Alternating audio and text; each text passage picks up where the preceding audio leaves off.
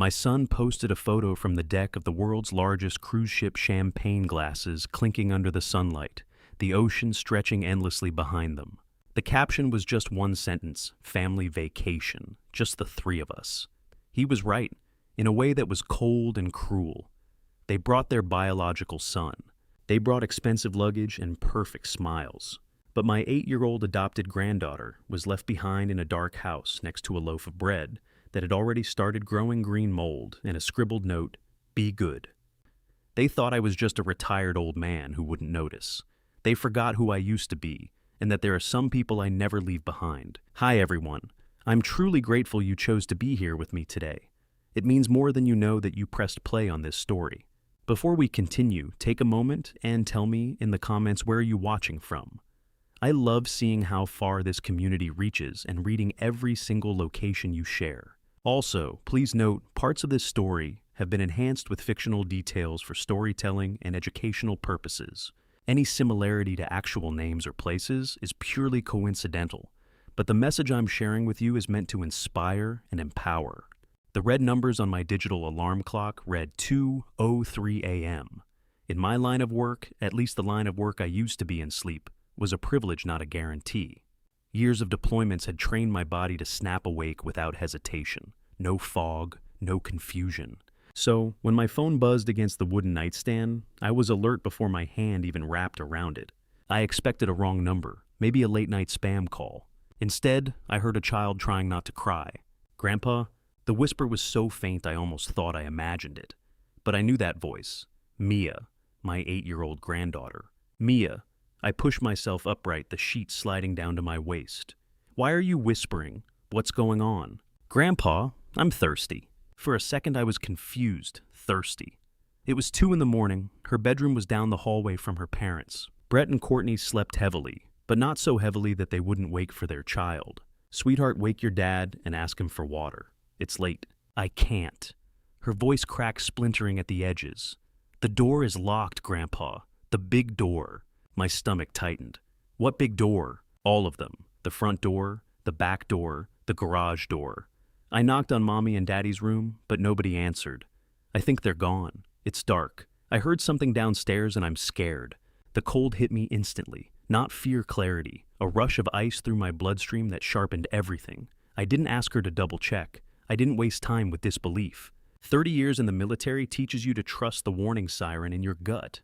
Mine was screaming. "Listen carefully, Mia," I said, already swinging my legs off the bed and pulling on my pants one-handed. "Go into your closet, take your blanket. Close the door and sit quietly. Do not come out until you hear my voice. Do you understand?" "Yes, Grandpa. I'm on my way. Stay on the phone if you need to, but don't make a sound." I skipped the socks and shoved my feet into my boots. Keys, wallet, phone. Then I paused and opened the top drawer of my nightstand. I took out my Sig Sauer and checked the chamber. Loaded. I didn't know what I was walking into. A break-in.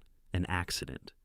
Something worse. But if someone was inside that house frightening my granddaughter, I wasn't showing up unprepared. The 20-minute drive took 12. The streets were empty, the neighborhood silent as I sped through intersections, slowing just enough to make sure nothing crossed my path. The phone lay open on the passenger seat, the line still connected. I couldn't hear her breathing anymore, but I knew she was there. When I turned into Brett's driveway, my headlights cut across the front of the house. Total darkness, no porch light, no glow from a television, nothing. And the driveway empty. Brett's SUV was gone. Courtney's sedan was gone.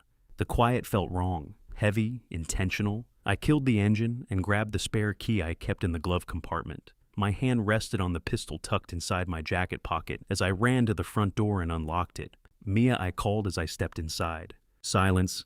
I flipped the light switch. Nothing happened, not a blown fuse deliberate. The breaker panel near the kitchen showed every switch flipped off. Who cuts power and leaves a child alone? I turned on my phone's flashlight. The beam sliced through stale air. The house smelled abandoned, as if life had been paused mid-breath. I started toward the stairs, then remembered my instruction. The closet. I took the steps 2 at a time and went straight to Mia's room. It was the smallest bedroom in the house. The guest room was larger. The office was larger. Leo's room was twice this size, packed with toys and sports equipment. Mia's room held only a bed and a dresser. The walls were bare. "Mia," I said softly, It's Grandpa. The closet door creaked open. She stepped out clutching a worn teddy bear. One ear was torn, stuffing poking through the seam. I recognized it immediately. I had given it to her the day the adoption became official 3 years ago. It was the only toy I could see in the room. She ran into me shaking so violently her teeth chattered. I holstered the weapon and lifted her into my arms. She felt too light, fragile, as if a strong wind could carry her away. "I've got you," I whispered, holding her close, as her tears soaked into my shirt. "You're safe now?" I carried her downstairs. I needed answers. In the kitchen, the flashlight beam moved across the marble countertops Courtney loved to show off to guests. Then it stopped. A sheet of yellow notebook paper was taped to the refrigerator door. My hands trembled as I peeled it off. I held the light steady over Courtney's looping handwriting. "Mia, we took Leo to a special baseball training camp. It came up suddenly. We'll be gone for 2 weeks. There's bread on the counter. Do not leave the house. If the neighbors see you outside, they will call the police and you'll be taken somewhere bad. Be good. We're watching you on the cameras." I lowered the paper slowly. 2 weeks. Bread on the counter. A locked house. My jaw tightened until it hurt. This wasn't neglect. This was calculation. Someone had planned this. Someone had decided that an 8-year-old girl could survive alone in the dark with a loaf of bread, and a warning designed to terrify her into silence. I looked at Mia still clinging to my neck. "Grandpa," she whispered, "are they coming back?" I tightened my arms around her. "No," I said quietly, "not the way they left." And in that moment, something inside me shifted. I wasn't just a grandfather rushing to help. I was a commander stepping into a battlefield. And I was not leaving anyone behind. I stared at the note. Training camp. 2 weeks. I looked at the counter. There was a loaf of white bread. I reached out and touched the bag. It was hard. Green spots of mold were blooming on the crust. I felt a rage so pure and hot it almost blinded me. This was not negligence. This was malice. This was calculated cruelty. They left an 8-year-old child alone for 2 weeks with moldy bread and a threat that the police would take her away if she sought help. I looked at the refrigerator. I tried to open it. It wouldn't budge. I shined the light on the handles. A heavy-duty bicycle chain was wrapped around the handles of the French doors, secured with a padlock. I looked at Mia. She was still in my arms, clinging to my neck. "Why is the fridge locked, honey?" I asked, trying to keep my voice steady. "Mommy said I steal food," she whispered. "She said I eat too much, and that is why groceries are expensive. She said the food inside is for Leo because he is a growing boy, and I am just lucky to have a roof." I set Mia down on one of the bar stools. "Stay here, baby." I went out to my truck and grabbed the bolt cutters from my toolbox. I walked back inside. The metal snapped with a loud crack that echoed through the empty house. The chain rattled to the floor. I pulled the doors open. The light inside did not come on because the power was cut, but my flashlight revealed the truth. It was fully stocked. Steaks, fresh fruit, milk juice, rows of yogurt, a birthday cake that said, "Happy Vacation." They had chained it shut not to save food, but to starve her. I grabbed a bottle of water and cracked it open, handing it to Mia. She drank it in one long gulp, gasping for air when she finished. "We are leaving," I told her. "Pack your bag. Actually, do not pack anything. We will buy you new clothes, better clothes. Leave everything here." I drove her back to my house. The drive back was different. I was not panicked anymore. I was focused. The kind of focus I used to have when I was planning a supply line through a hostile zone. I made her a bowl of tomato soup and a grilled cheese sandwich. She ate it like it was the finest meal she had ever tasted. I watched her eat, and every bite she took was another nail in the coffin of my relationship with my son. After she fell asleep in the guest room, wrapped in a clean duvet, I went into my study. I did not sleep. I could not sleep. I sat at my mahogany desk and opened my laptop. I needed to know where they were. Training camp was a lie. Brett hated baseball, and Leo was terrible at it. I logged into Facebook. Nothing on Brett's page. He was smart enough to stay quiet. But Courtney could not breathe without posting about it. Her life was a performance, and she needed an audience. I went to her Instagram. Her profile was public, and there it was, posted 4 hours ago. A picture of the three of them. Brett wearing a linen shirt, Leo holding a game controller, and Courtney in a designer bikini holding a glass of champagne. The background was unmistakable. The massive water slides, the ocean view. The caption read, "Finally some peace, Royal Caribbean icon of the seas. 15 days of bliss with my boys. No distractions, just us. Hashtag family first, hashtag luxury life, hashtag blessed. No distractions. That is what she called Mia, a distraction. I zoomed in on the photo. They looked happy. They looked relieved. They were smiling that wide, carefree smile of people who think they have gotten away with a crime. I picked up my phone and dialed the number for the airline.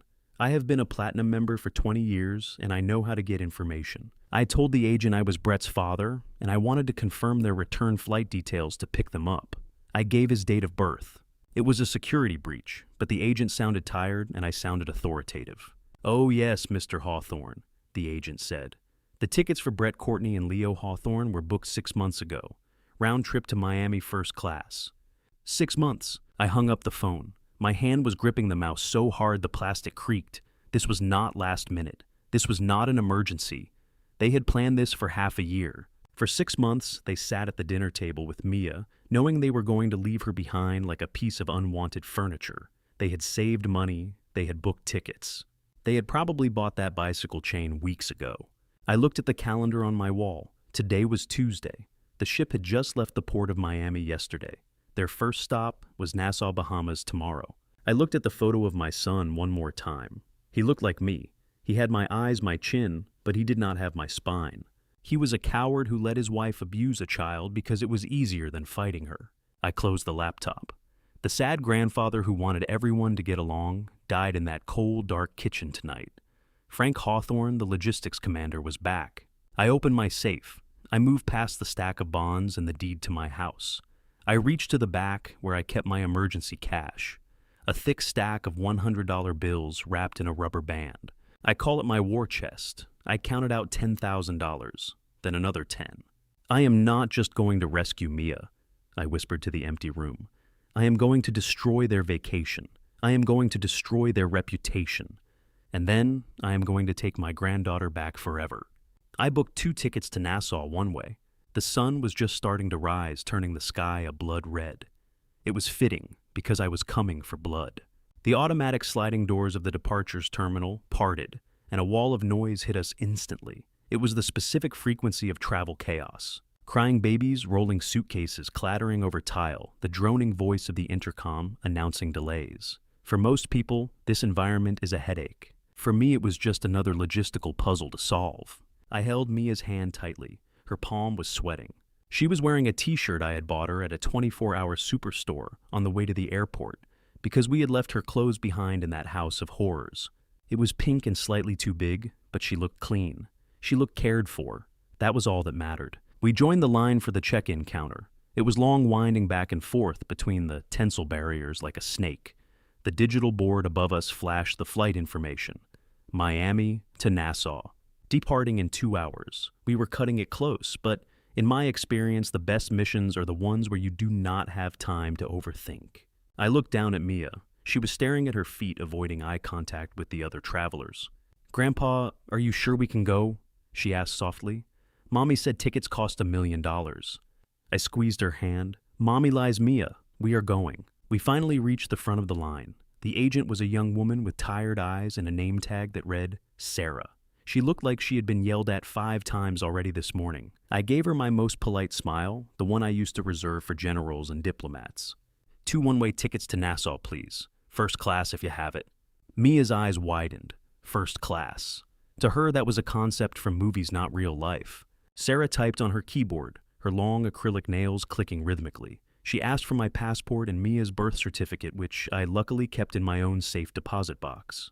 I handed them over, along with my platinum credit card, the heavy metal card that had a limit higher than most people's annual salary. I had built my credit score with the same discipline I built my career. I paid everything in full always. Sarah swiped the card. She waited. I watched her face. I saw the micro expression before she even spoke. It was a slight frown followed by a tilt of the head. "I am sorry, sir," she said. The card was declined. The words hung in the air between us. Behind me, a man in a business suit sighed loudly, checking his watch. I felt a prickle of heat on the back of my neck. "Try it again, please," I said calmly. "There must be a mistake. I have a 0 balance on that card." She nodded and swiped it again. This time she typed in the numbers manually.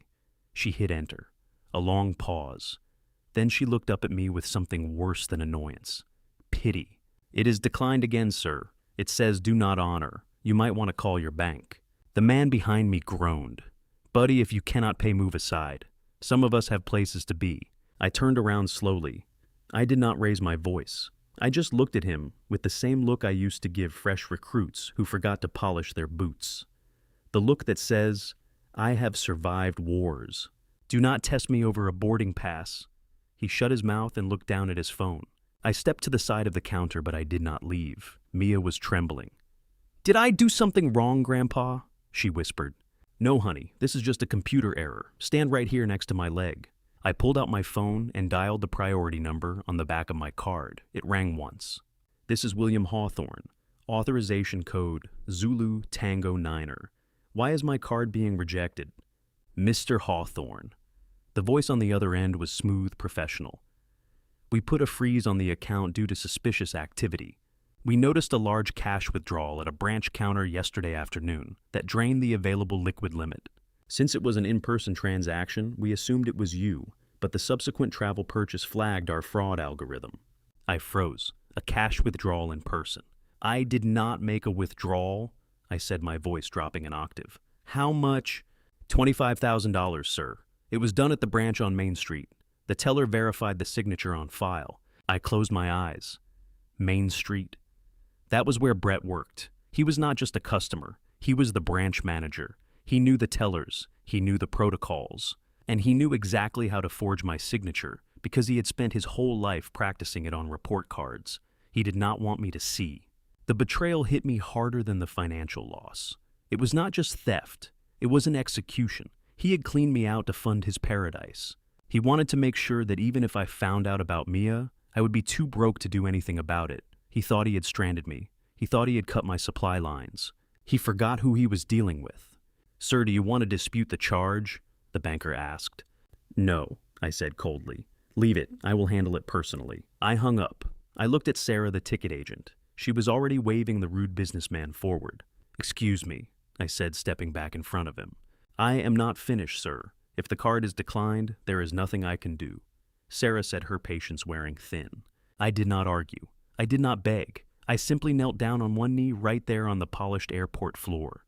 Mia looked at me confused. The businessman snickered. "Look at this. The old guy is praying," he mocked. I ignored him. I reached down to my left boot. It was a habit from my first tour in the 70s. You never trust a bank in a war zone. You never trust a pocket that can be picked. You trust your boots. I unlaced the leather straps. I reached deep inside, past the ankle support, into a hidden lining I had sewn myself. I pulled out a thick envelope wrapped in plastic. I stood up and placed the envelope on the counter. The thud it made silenced the businessman. I tore open the plastic. Inside was a stack of $100 bills, fresh, crisp, uncirculated. My emergency fund, my war chest. I counted out the money. Yi-10, Er-Chen. I kept counting until the pile on the counter looked like something from a drug bust. "I believe this is legal tender," I said, keeping my voice flat. "2 first-class tickets to Nassau, and I want the window seats." Sarah stared at the cash. Then she stared at me. She swallowed hard. "Yes, sir." "Of course, sir." She started counting the money, her hands shaking slightly. The rude businessman behind me was dead silent. I turned to look at him. He was suddenly very interested in the ceiling tiles. I looked down at Mia. She was looking at the money and then at me with wide eyes.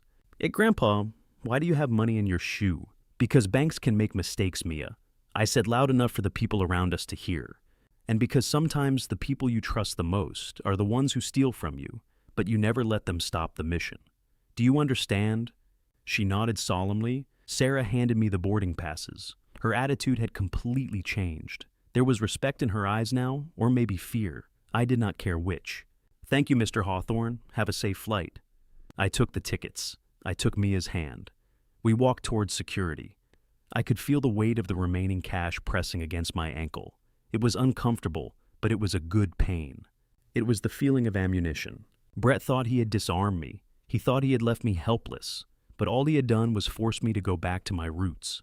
I was not just a grandfather anymore. I was a soldier deploying to a hostile theater. And I had just secured transport. The seatbelt sign dinged off with a soft chime that sounded like a bell marking the beginning of a new round in a boxing match. We were leveling off at 30,000 feet, leaving the gray clouds of the east coast behind and piercing into the brilliant, unyielding blue of the upper atmosphere. I adjusted my seat, reclining it just enough to ease the ache in my lower back, an ache that had more to do with the tension of the last 12 hours than my age. Next to me, Mia sat rigid in her leather seat. In first class, the seats are like armchairs, wide and enveloping, designed to make you forget you are hurtling through the air in a metal tube. But Mia looked swallowed by it. Her legs dangled inches above the floor, her new sneakers swinging slightly with the vibration of the aircraft. She had not let go of the armrest since takeoff. Her knuckles were white. A flight attendant moved down the aisle. She was an older woman with silver hair and a smile that reached her eyes, the kind of professional warmth that usually puts people at ease. She stopped at our row, pushing a cart that smelled of fresh coffee and warmed sugar. "Good morning, Mr. Hawthorne," she said, checking a digital tablet. "And good morning to you, young lady. Can I get you something to drink? We have fresh orange juice, apple juice, soda, or hot chocolate, and we have warm chocolate chip cookies coming out of the oven in just a minute." I looked at Mia, expecting her eyes to light up. Any 8-year-old I knew would have jumped at the mention of warm cookies and soda. But Mia did not smile. She flinched. It was a small movement, almost imperceptible, but I saw it. She shrank back into the leather, pushing herself deeper into the upholstery as if trying to disappear. "No, thank you," she whispered. Her voice was barely audible over the hum of the engines. I frowned. "Honey, you have not eaten anything since that grilled cheese sandwich hours ago. Have some juice. Get a cookie." Mia shook her head vigorously, her dark hair whipping across her face. "I am not hungry, Grandpa. I am fine." Just then her stomach gave a loud, undeniable growl. It was the sound of an empty belly, a sound that betrayed her polite refusal. The flight attendant smiled gently, not wanting to embarrass her. "I will leave some snacks right here on the console just in case," she said, placing a bowl of warm mixed nuts and a glass of apple juice on the tray table. "Just in case you change your mind." She moved on to the next row. I waited until she was gone. Then I turned in my seat to face my granddaughter. I reached out and covered her small, trembling hand with my own. My hand was rough, calloused from years of working in the yard and decades of military service. Her hand was fragile, cold, and clammy. "Mia, look at me," I said, my voice soft but firm. "Why are you lying to me? I know you were hungry. Why did you say no?" She looked down at her lap, picking at a loose thread on her jeans. She chewed her lip nervously. "Because it costs money, Grandpa," she said finally. Her voice was so quiet I had to lean in to hear her. I sat back confused. "Honey, I bought the tickets. The food is included. It does not cost extra." She shook her head again, tears welling up in her eyes. "No, Grandpa. Mommy said nothing is free. She said that when we go places, I have to be careful because I am expensive. She said that the reason they cannot buy a boat like the neighbors is because my adoption fees cost so much. She said, every time I ask for something special like juice or a snack, I'm taking money away from the family budget.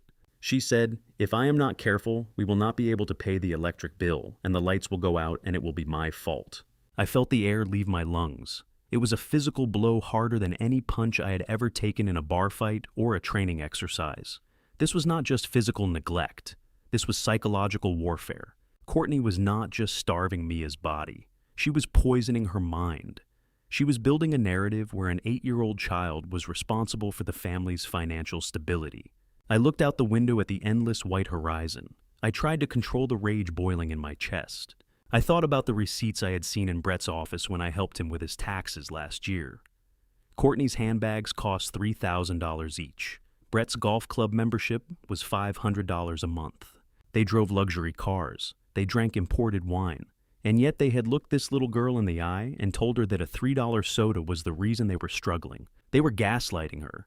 They were making her feel like a burden, like a parasite that should be grateful for the scraps she was given. They were teaching her to make herself small, to consume nothing, to apologize for her very existence. I turned back to Mia. I unbuckled my seatbelt and turned my body completely toward her. I took both of her hands in mine and waited until she looked up at me. "Mia, listen to me very closely," I said. "Every word I'm about to say is the truth. Do you know that Grandpa used to be in charge of moving supplies for thousands of soldiers? I managed millions of dollars of equipment. I know how much things cost." She nodded, sniffing back a tear. "Your mother lied to you?" Mia's eyes widened. "She is not supposed to lie. Lying is a sin." "She lied," I repeated. You are not expensive. You are not a burden. The reason they do not have a boat is because your father loses money gambling on things he does not understand. The reason they complain about bills is because your mother buys clothes she does not need to impress people she does not like. It has nothing to do with you. You eating a cookie or drinking a juice does not make the lights go out. Do you understand me? She looked doubtful. But Mommy said, "Hey, Mommy is wrong." I cut her off. And right now, Mommy is not here. I am here. And let me tell you something about this plane ride. See this seat. See this glass of juice I paid for it. It is done. If you drink it, it is paid for. If you pour it on the floor, it is paid for. You cannot waste my money because I have already spent it on you and I spent it happily. I have plenty of money, Mia. I have enough money to buy this whole plane full of cookies if I wanted to. A tiny ghost of a smile touched the corner of her lips. The whole plane? The whole plane, I said. So here is the new rule. For the next 2 weeks while we are on this mission, you do not look at price tags. You do not worry about bills. Your only job is to be an 8-year-old girl. Your job is to eat when you are hungry, sleep when you are tired, and play when you are bored. I will handle the rest. I will handle the money. I will handle the lights. And I will handle your parents. I reached over and picked up the glass of apple juice. I held it out to her. Drink it, I commanded gently. She hesitated for 1 second, then her thirst won out. She took the glass with both hands and drank. She drank the whole thing without stopping wiping her mouth with the back of her hand when she was done. Good, I said. Now press that blue button on your armrest. What does it do? She asked. Press it. She pushed the button. A moment later, the silver-haired flight attendant appeared. Yes, sir. Can I get you something else? My granddaughter would like a warm chocolate chip cookie, I said. Actually, make it 2 and another juice. And do you have any ice cream? We have vanilla bean sundaes with hot fudge. We will take one of those too. I looked at Mia. Is that okay with you? Mia looked at the flight attendant, then at me. She saw the fierce determination in my eyes. She saw that I was not angry at her. I was fighting for her. Yes, please, she whispered. When the food came, Mia ate.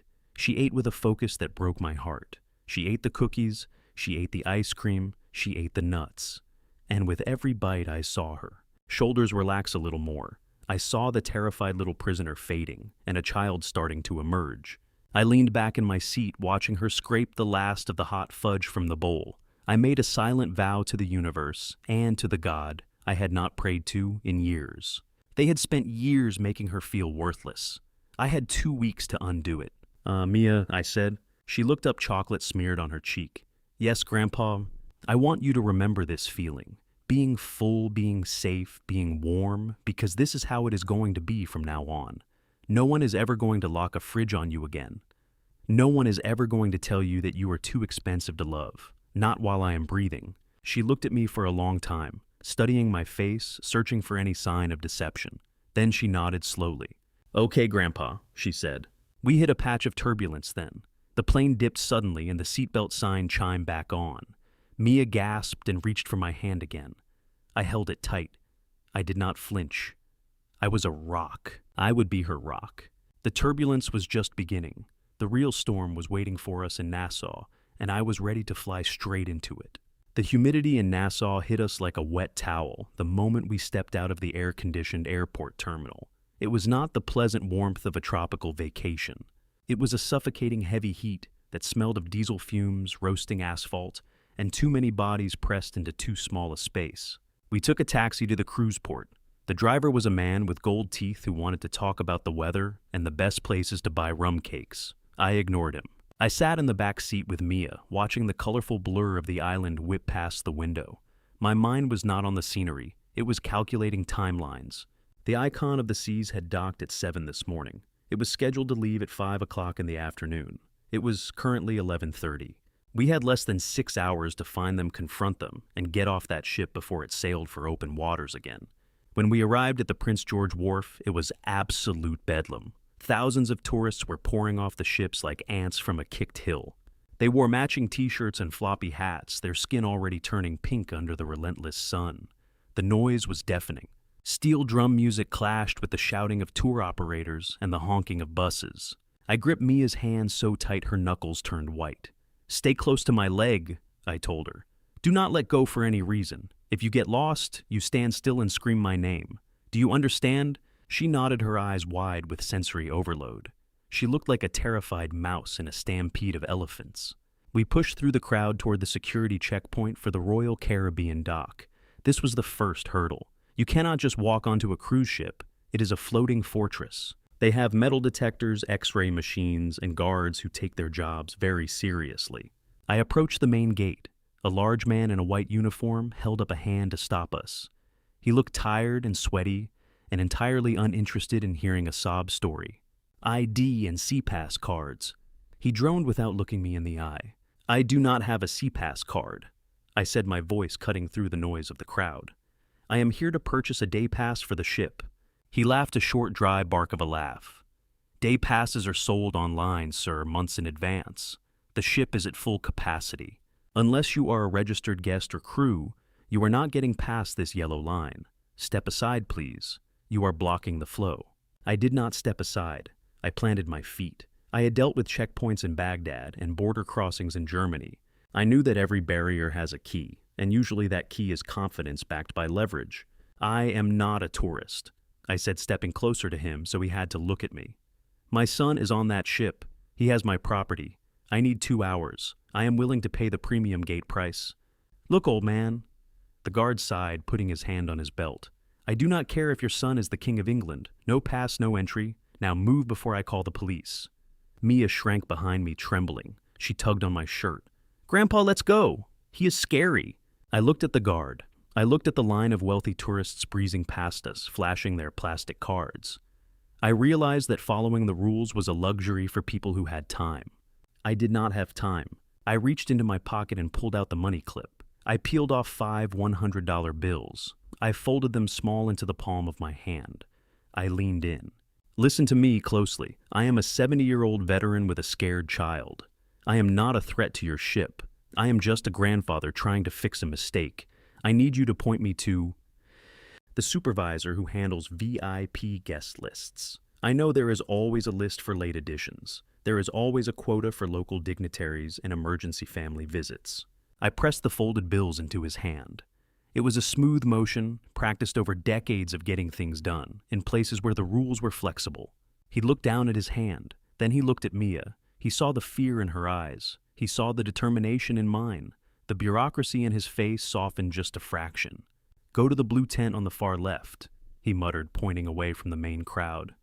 "Ask for Mr. Henderson. Tell him you are looking for the Friends and Family Excursion Pass. But if he says no, you did not hear it from me." "Thank you," I said. I moved us toward the blue tent. Mr. Henderson turned out to be a young, ambitious man in a sharp suit who looked like he would sell his own mother for a promotion. He started to give me the same speech about capacity, but when I placed $2,000 in cash on his desk for 2 visitor passes, he suddenly found a loophole in the computer system. It took 20 minutes of typing, scanning passports, and issuing temporary badges. 20 minutes that felt like 20 years. But finally, he handed me 2 lanyards with plastic cards. "And these are valid until 4:30, he warned. "If you are not off the ship by then, you will be sailing to Mexico." I put the lanyard around Mia's neck. It looked huge on her. We walked down the long pier. The heat was radiating off the concrete, making the air shimmer. And then the crowd parted, and we saw it the icon of the seas. It was not a ship. It was a floating city, a monument to excess. It towered 20 decks high, blocking out the sun.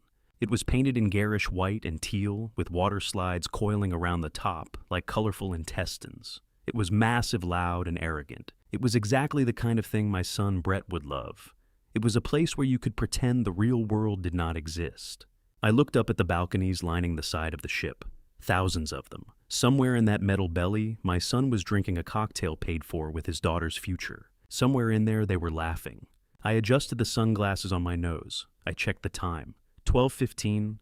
I looked down at Mia. She was staring up at the ship, her mouth open. "Is that where they are, Grandpa?" she asked. "Yes," I said. "That is where they are." "Are we going to yell at them?" "No," I said, taking her hand and walking toward the gangway. "We are not going to yell. Yelling is for people who do not have a plan. We are going to teach them a lesson."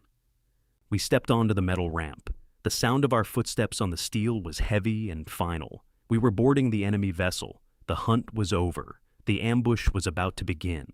The dining hall on deck 15 was a cathedral of gluttony. It was called the Windjammer Marketplace, but it looked more like a Roman orgy reimagined by a corporate accountant.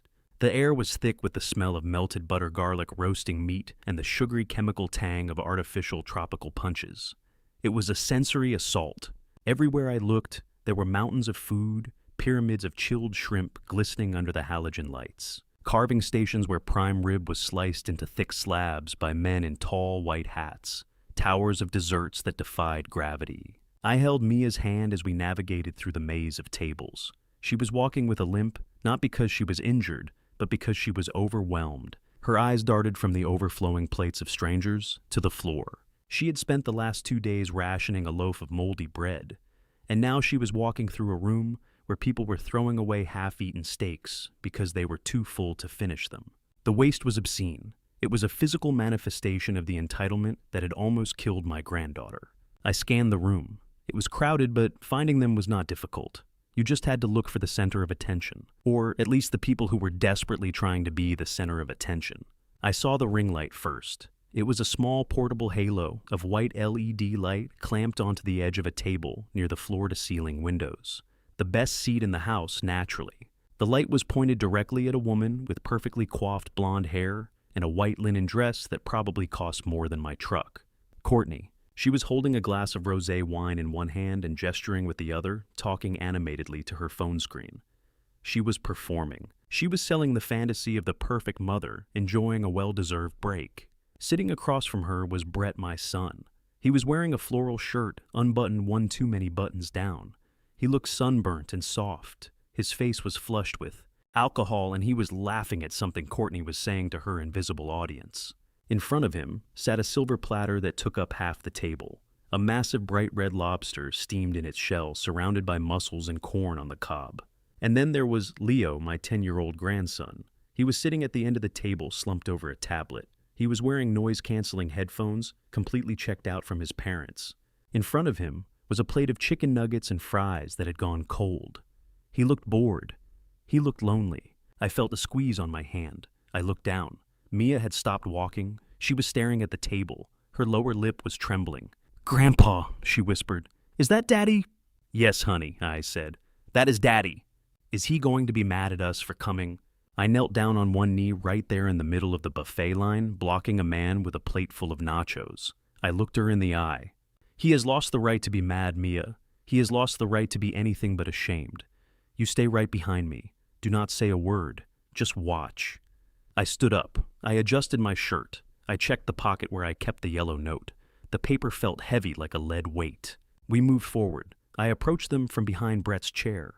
The noise of the restaurant was deafening, but as I got closer, the world seemed to go silent. All I could hear was Courtney's voice. It was high-pitched and fake, the kind of voice people use when they are talking to puppies or social media followers. "We are just so blessed, you guys," she was saying into the camera. "Brett and I have been working so hard, and we just really needed this time to reconnect as a couple. It is so important to prioritize self-care. If you do not fill your own cup, you cannot pour into others, right?" She took a sip of wine and giggled. Brett reached out and grabbed a lobster claw. He cracked it open and the sound was like a gunshot. Juice squirted onto his chin. He laughed, wiping it away with a cloth napkin. "And this is the life, baby," he said. "This is the life." They were so wrapped up in their bubble of narcissism that they did not notice the 68-year-old man and the terrified little girl standing 2 feet away from them. They did not notice the shadow I cast over their table, blocking out the Bahamian sun. I waited. I wanted them to finish their sentence. I wanted them to fully commit to the lie before I shattered it. Courtney smiled at the phone. "We miss the little ones, of course, but sometimes you just have to..." She stopped. Her eyes had drifted past the phone screen and landed on me. Her smile did not fade immediately. It froze. It became a rictus of confusion. Her brain could not process the data. Frank Hawthorne was in Florida. Frank Hawthorne was an old man who watched TV and went to bed at 9. Frank Hawthorne was not standing on the deck of the Icon of the Seas looking like the angel of death. Dad Brett choked. He dropped the lobster claw. It clattered onto the china plate. I did not speak. Not yet. Words were too easy. I wanted an action that they could not edit out of their video. Before I tell you what I pulled out of my pocket, comment 1 below. if you're still standing with me in this story. Let me see who's paying attention, because this next move changes the game. And one important reminder, the upcoming scenes include some adapted and dramatized elements for engagement and reflection. If that's not something you're comfortable with, feel free to stop here. I reached into my breast pocket. My hand moved slowly, deliberately. Brett flinched as if I were reaching for a weapon. In a way, I was. I pulled out the yellow piece of notebook paper. The tape was still on the corners. The edges were still jagged where I had ripped it off the refrigerator door. I smoothed it out in my hand. Courtney's phone was still recording. The comments were probably flying up the screen, asking who the angry old man was. She didn't move to turn it off. She was paralyzed. I took a step forward and slapped the paper down right in the center of Brett's plate. It landed directly on top of the steaming lobster tail. The grease from the butter immediately started to soak into the paper, turning the yellow fibers translucent. But the message was still clear, written in Courtney's own looping handwriting. Be good. The silence at the table was absolute. Even Leo looked up from his iPad, pulling off one side of his headphones. Grandpa, Leo said. Mia. Brett looked at the paper. Then he looked up at me. His face went from sunburnt red to a sickly pale white. He opened his mouth, but no sound came out. He looked like a fish gasping on a dock. I leaned in close. I placed my hands on the edge of the table, leaning my weight forward so I towered over him. I could smell the expensive cologne he wore to mask the scent of his own cowardice. I hope the lobster is good, son, I said. My voice was low, but it carried the weight of a sledgehammer. I hope it tastes better than the moldy bread you left for your daughter. Courtney finally found her voice. She scrambled to grab her phone, trying to end the live stream, but her hands were shaking so bad she dropped it. It landed face up on the table, still broadcasting the ceiling. What are you doing here? She shrieked. Her facade of the perfect hostess cracked, revealing the cornered animal underneath. You cannot be here. This is a private vacation. Security. Someone call security. I laughed. It was a cold, dark sound. Go ahead, Courtney. Call them. I want you to call them because I have a video on my phone of you chaining a refrigerator shut. And I think the Bahamian police and the thousands of people currently watching your little live stream would be very interested to see it. Brett stood up, knocking his chair over. Dad, please. Let's not do this here. People are watching. Sit down, I barked. It was the voice I used to command battalions. Brett sat. He collapsed back into his chair as if his strings had been cut. I beckoned Mia forward. She stepped out from behind me, clutching her teddy bear. She looked small against the backdrop of the ocean, but she stood her ground. Look at her, Brett. I pointed a finger at Mia. Look at your daughter. You told her you were going to a training camp. You told her she was too expensive to bring along. You left her in the dark to rot while you sat here cracking claws and drinking wine. Brett couldn't look. He stared at the tablecloth. I did not know Dad, he mumbled. Courtney said she hired a nanny. She said everything was taken care of. Liar. I slammed my hand on the table, making the silverware jump. I saw the text messages, Brett. I saw the bank withdrawal you made by forging my signature. You knew exactly what you were doing. You stole from me and you abandoned her. I picked up the lobster plate. The butter dripped onto the white tablecloth. I held it up, looking at the grotesque excess of it. Then I looked at the yellow note stuck to the meat. Be good, I read the note aloud. I dropped the plate back onto the table. It shattered. The sound of breaking china echoed through the dining hall. Conversations stopped, heads turned. A hush fell over the room. We are taking Leo, I said, and we are taking Mia. You two can finish your meal, but when you get back to Miami, I promise you there will be a welcoming committee waiting for you that you are not going to like.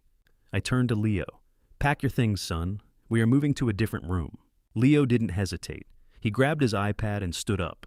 He walked around the table and stood next to Mia. He didn't look at his parents. Brett put his head in his hands. Courtney stared at the shattered plate, the yellow note now swimming in a pool of butter and broken ceramic. Enjoy the cruise, I said. I took Mia's hand with my left and Leo's hand with my right. We turned our backs on the window view. We turned our backs on the table, and we walked away, leaving them in the ruins of their own gluttony. The silence that followed the shattering of the lobster plate lasted exactly 3 seconds. In the military, we call this the calm before the contact. It is that brief, breathless moment when the enemy is processing the shock of the ambush before their survival instincts kick in. I expected Brett to speak. I expected him to apologize or to beg or even to get angry, but Brett did nothing. He shrank into his floral shirt, a spineless jellyfish, of a man who was terrified of confrontation. But Courtney was not a jellyfish. She was a viper, and I had just stepped on her tail in front of her entire digital audience. She did not cry immediately. First, her eyes narrowed. She looked at the phone that was still recording, face up on the table. She looked at the faces of the diners around us who were staring with open mouths. She realized that her carefully curated narrative of the perfect vacation was dissolving. She had two choices. She could admit she was a monster who abandoned a child, or she could paint me as the villain. She chose the villain. "Help!" she screamed. It was a blood-curdling sound, a theatrical piercing shriek that was designed to trigger every primal protective instinct in the room. "He is taking them! He is kidnapping my children. Someone help me, please." She threw herself across the table, knocking over the wine bucket. Ice and water spilled everywhere, soaking the tablecloth and dripping onto the floor. She did not care. It was part of the set dressing. She scrambled toward us, grabbing Leo's arm with a grip that looked painful. "Let go of him," she hissed at me, then looked up at the crowd with tears suddenly streaming down her face. "Please, he is not well. He is having an episode." The atmosphere in the room shifted instantly. A moment ago, I was the righteous grandfather exposing a sin. Now, to the uninformed observers, I was a crazy old man dragging two terrified children away from their weeping mother. I felt the change in the air pressure, the hostility radiating from the surrounding tables. "Courtney, stop this," I said, keeping my voice low and controlled. "Do not make this worse." She ignored me. She turned to a large man sitting at the next table, a tourist with sunburned shoulders who looked like he had been waiting his whole life to be a hero. "He has dementia," she sobbed, pointing a shaking finger at me. "He thinks it is 20 years ago. He broke into our house. He took my daughter. Look at her. Look at how scared she is. Mia, come to mommy, baby. Come here before he hurts you." Mia froze. Her small hand was sweating in mine. She looked at Courtney, then she looked at me. She was terrified, but not of me. She was terrified of the woman who had locked her in the dark. But to the crowd, her fear looked like the reaction of a victim being held by her captor. I tightened my grip on her hand gently. "Stay with me, Mia," I whispered. "Hey, buddy." The sunburned tourist stood up, blocking my path. He was big. He wiped his mouth with a napkin and stepped into my personal space. "Let the kids go." I looked him in the eye. I did not blink. "Step aside, son. This is a family matter." "It does not look like a family matter. It looks like you are harassing this lady," the man said, puffing out his chest. More chairs scraped against the floor. Other men were standing up now, emboldened by the first. A wall of bodies was forming between me and the exit. Phones were raised, recording every second. I could see the headlines already. "Deranged veteran terrorizes family on cruise ship." I looked at Brett. He was still sitting at the table, picking at a hangnail. "Brett," I barked. Tell them who I am. Tell them what you did." Brett looked up. His eyes darted around the room, seeing the angry mob, seeing his wife's performance. He saw the path of least resistance. If he supported me, he admitted to a crime. If he supported Courtney, he was the victim. "Dad, please," Brett said, his voice trembling just enough to sound convincingly heartbroken. "Just put the kids down. We can get you help. I told you we would pay for the facility. You did not have to do this."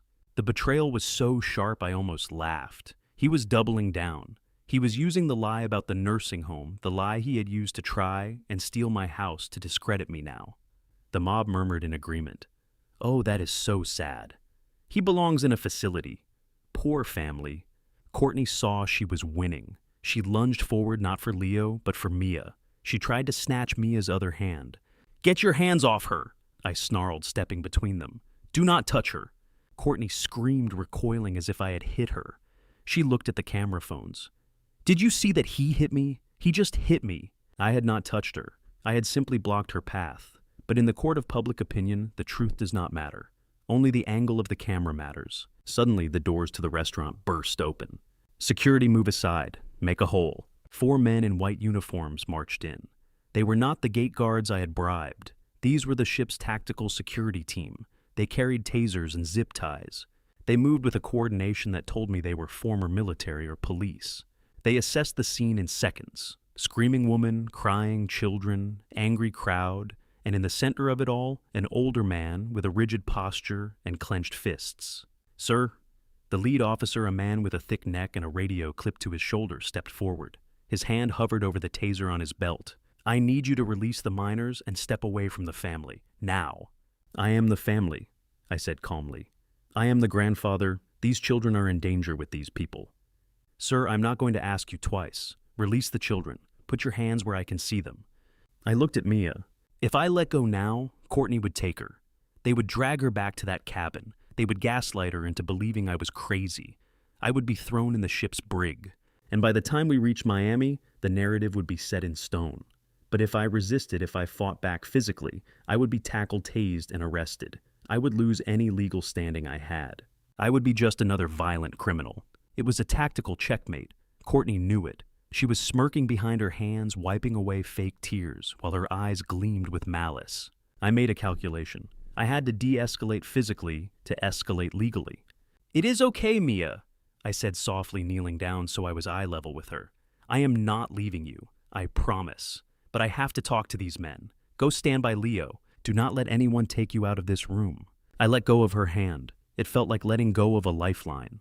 I stood up and raised my hands, slowly showing my open palms. "I am complying," I said to the officer. "I am unarmed. I have tickets to be on this ship." The officer moved in fast. He spun me around and pushed me against the buffet counter. I felt the cold plastic of zip ties bite into my wrists. "You are hurting him," Leo shouted. He broke his silence, throwing his iPad onto the table. "Stop it! Grandpa didn't do anything. Mom is lying." The crowd went quiet. The voice of a child usually cuts through the noise. "Leo, baby, shh." Courtney rushed to him, trying to hug him. "Grandpa is sick, honey. He's having a bad day. Don't listen to him." "She is lying," Leo yelled, pushing her away. He pushed his own mother away with a force that surprised everyone. We left Mia. We left her at home with no food. Grandpa came to save her. Courtney's face went pale. The sunburned tourist who had blocked my path looked confused. He looked from Leo to Courtney. "What did the kid say?" someone in the back asked. "Officer," I said, my voice pressed against the cold metal of the buffet. "Check my pocket, the breast pocket of my shirt." The officer hesitated. "Do it," I commanded, "unless you want to be sued for unlawful arrest when this whole thing unravels." The officer reached into my pocket. He pulled out the yellow note, the note that was stained with lobster butter, but still readable. "Read it," I said. "Read it out loud." The officer looked at the paper. He read the handwriting. "Mia, we have taken Leo to a special training camp. Be good. We are watching you on the cameras." He frowned. He looked at Courtney. "Ma'am, is this your handwriting?" Courtney stammered. Her eyes darted around the room. "No, I mean yes. But he wrote it. He made me write it. He forced me. He is controlling. He threatened us. That is why we had to come on this cruise to get away from him." It was a weak lie, a desperate lie. And for the first time, the crowd wasn't buying it. You don't go on a luxury cruise to escape an abuser while leaving your child behind in his reach. I turned my head to look at Brett. "Brett," I said, "this is your last chance. Look at your son. Look at Leo. He is 10 years old and he has more courage than you. Are you going to let your wife lie to the police? Are you going to let your father be arrested for saving your daughter? Brett looked at me. Sweat was pouring down his face. He looked at the zip ties on my wrists. He looked at the security guards. Brett started. "Shut up, Brett," Courtney hissed. "Don't say a word." Brett closed his mouth. He looked down at his shoes. I closed my eyes. The pain of the zip ties was nothing compared to the pain of that silence. My son was gone. The boy I raised, the boy I taught to ride a bike and catch a ball, was dead. There was only this husk left, this hollow shell filled with fear and greed. "Fine." I opened my eyes. "Officer, I have evidence. Hard evidence. I have the security footage from inside their house, time-stamped from 2 days ago. I have the bank records of the money they stole from me to pay for this trip. And I have the recording of the call my granddaughter made to me at 2 o'clock in the morning, begging for water because her parents locked the fridge." I looked straight at Courtney. Her smirk was gone. "I want to see the captain," I said. "And I want the FBI contact in Miami on the line because this is not a family dispute anymore. This is a federal crime scene." The officer looked at the note again. He looked at the terrified little girl clinging to her brother. He looked at the woman in the expensive dress who was suddenly very quiet. "Uncut him," the officer said to his partner. "But keep eyes on him. We are going to the captain's office, all of us." The zip ties were cut. I rubbed my wrists. I did not celebrate. I did not smile. I walked over to Mia and Leo. I put my hands on their shoulders. "Let's go," I said to them. We walked out of the restaurant surrounded by guards. The crowd parted for us this time, not with hostility, but with a heavy, uncomfortable silence. They didn't know who to believe yet, but they knew one thing. The party was over. The vacation was dead, and the real storm was just beginning. The security officer held my phone like it was a live grenade. The screen was cracked slightly at the corner, a scar from when I dropped it in the garage rushing to get to Mia, but the display was bright and clear. I had set the brightness to maximum. I wanted every pixel of their cruelty to be visible. I unlocked the device with my thumb. My hands were steady now. The adrenaline of the physical confrontation had faded, replaced by the cold precision of the objective. I navigated to the cloud storage app, connected to the home security system. I selected the clip dated 2 days ago at 9:30 in the evening. "In volume up," I said to the officer. He pressed the side button. The video began to play. The timestamp in the corner counted the seconds of their betrayal. The angle was wide, covering the entire kitchen and living room area. In the video, the house was brightly lit. Suitcases were lined up by the door. Courtney walked into the frame. She was wearing a white travel outfit, looking fresh and excited. She was holding a heavy coil of chain and a padlock. Brett followed her. He looked nervous, pacing back and forth. "Are you sure about this Monday?" Brett's voice on the recording was tiny but unmistakable. "What if there is a fire? What if she needs to get out?" "She will be fine. Brett, stop being such a baby." Courtney's voice cut through the speaker, sharp and dismissive. "She is not going to starve. There is a loaf of bread on the counter. That is more than she deserves after what she did to my white rug. Besides, if we leave the fridge open, she will eat everything. You know how she is. She is a bottomless pit. We are not paying to restock the whole house when we get back." On the small screen, Courtney began to thread the bicycle chain through the handles of the stainless steel refrigerator. The metal clanked against the expensive appliance. She wrapped it tight once, twice, 3 times. Then she clicked the heavy padlock shut. She gave it a yank to test it. "Perfect!" She dusted her hands off. "Now let's go. The taxi is here. And make sure you locked her bedroom door from the outside. I do not want her wandering around while we are gone." The video ended. The officer lowered the phone. He looked at the black screen for a long moment. Then he looked up at Courtney. His expression had changed completely. The professional detachment was gone. In its place was a look of pure, unadulterated disgust. It was the look you give to something you scrape off the bottom of your shoe. "Is this real?" he asked, his voice quiet and dangerous. Courtney opened her mouth to speak, but no words came out. She looked around the room, searching for an ally, searching for anyone who would still believe her performance. But the audience had turned. The crowd of diners who had been ready to tackle me a minute ago were now staring at her with horror. The mothers in the room were clutching their own children tighter. The sunburned man who had blocked my path stepped back from Brett as if he were contagious. "You locked a kid in a house," the sunburned man said. His voice broke the silence. "You chained the fridge." "It was out of context," Courtney screeched. Her voice was high and desperate, cracking under the strain. "You do not understand. She has food issues. The doctor said we have to control her intake. It was for her own good." "Liar." The word came from a woman at a nearby table. She stood up, shaking with rage. "I am a pediatrician. There is no doctor on earth who prescribes a padlock and a loaf of bread for an 8-year-old. You are a monster." "Yeah, shame on you," another voice shouted. "Oh, call the police," someone else yelled. The room erupted. The murmurs turned into a roar of condemnation. Phones were raised again, but this time they were not recording a crazy old man. They were recording a child abuser. They were documenting the fall of the perfect family. Brett shrank back against the window. He looked like he wanted to jump into the ocean. He pulled at his collar, sweating profusely. "Dad," he whispered. "Dad, make them stop." "You made your choice, Brett," I said. I told you I would handle it."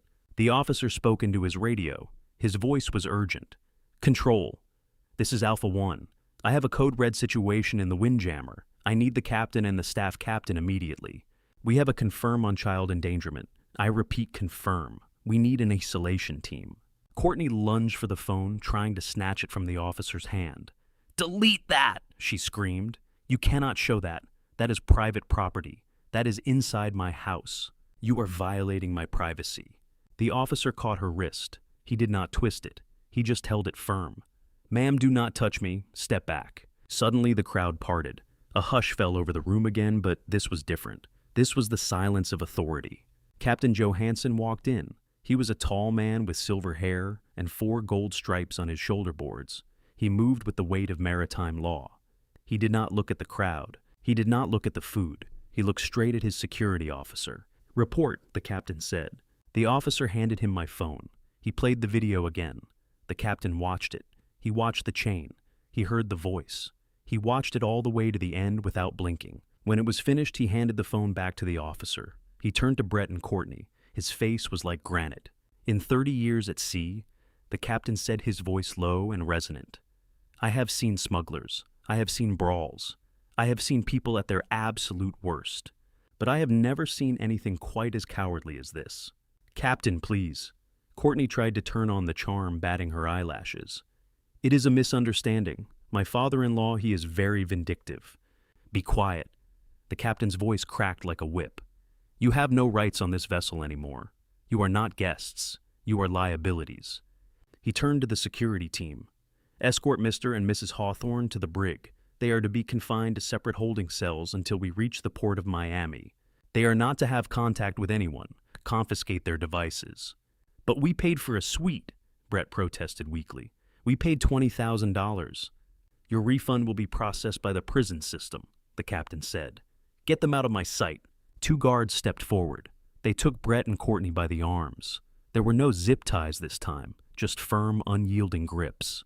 Courtney began to scream as they dragged her toward the exit. She screamed that she was going to sue. She screamed that she was famous. She screamed that I had ruined her life. I watched them go. I watched my son being marched out of the restaurant, head bowed in shame, while the entire room booed and hissed. I felt a pang of sorrow deep in my chest, but I strangled it. He had made his bed. Now he had to sleep in it. The captain turned to me. His expression softened slightly, but he remained professional. "Mr. Hawthorne," he said, "I assume you are the grandfather." "I am," I said, "and these are the children." "Yes, sir. You have done a brave thing today," the captain said. "But we have procedures. I cannot let you walk around the ship. We have legal protocols for custody disputes." "I understand," I said. "I am not asking for a vacation, Captain. I just want them safe. We have a guest cabin near the bridge. It is secure. You and the children will stay there until we dock. My staff will bring you food. Real food." He looked down at Mia. She was hiding behind my leg, clutching her bear. "Young lady," the captain said, kneeling down. "Do you like burgers?" Mia nodded slowly. "I will have the chef send up the biggest cheeseburger on the ship and maybe a milkshake. Would you like that?" "Ons en hooggesteen started." Mia smiled, a real smile. "Yes, please."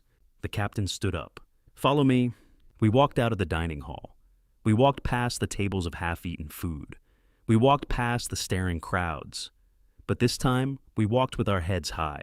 I held Mia's hand on my left and Leo's hand on my right.